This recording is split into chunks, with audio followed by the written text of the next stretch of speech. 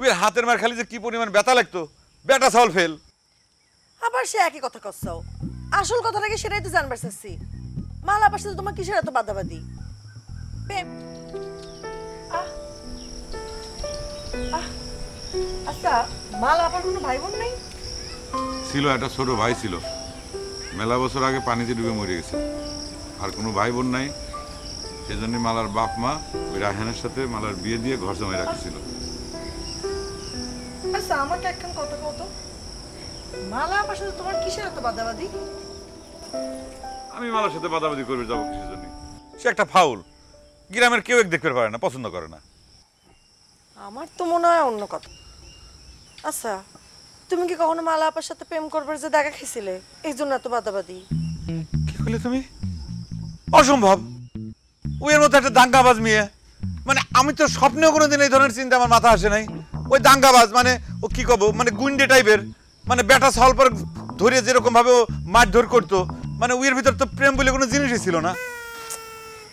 আমার কিন্তু সন্দেহ হয়, কেউ যদি সেকার না খায় তাহলে পরে কারোর সঙ্গে কারোর এতদিন ধরে সাপে নিয়ে হলে সম্পর্ক হতে পারে।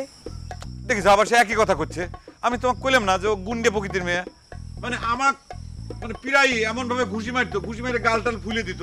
একবার ওই ক্লাস 3 না 4 পড়ি, ওই ওর অভিশাপে ফেল করলাম, ওই আসার সময় ঝগড়া বাঁধিছিল, মারিছিল নাক সারা পিছিয়ে ঘুষি, একদম নাক টাক দিয়ে রক্ত বেরিয়ে গেছিল। ওই হাতের মার খালি যে কি পরিমাণ ব্যথা লাগতো, বেটা চাউল ফেল। আবার সে একই কথা করছাও। আসল কথাটা কি সেটাই তো জানবার চাচ্ছি। মালা আপার সাথে তোমার কিসের এত বাদাবাদি? প্রেম ভালোবাসার কেস।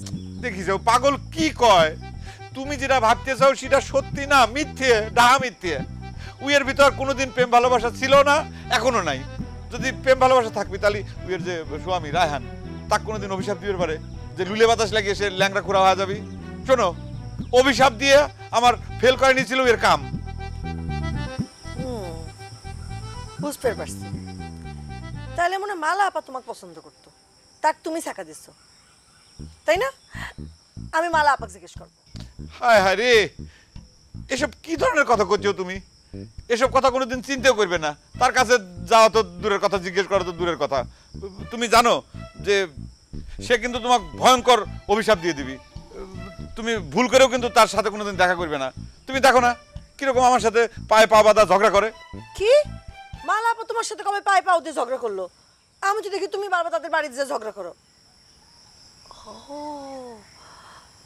এবার হিসাব মিলেছে। তুমি বারবার ঝগড়া করার উসিলায় তার বাড়িতে যে তাকে দেখবার চাও। ঠিক ধরেছি, ঠিক ধরেছি।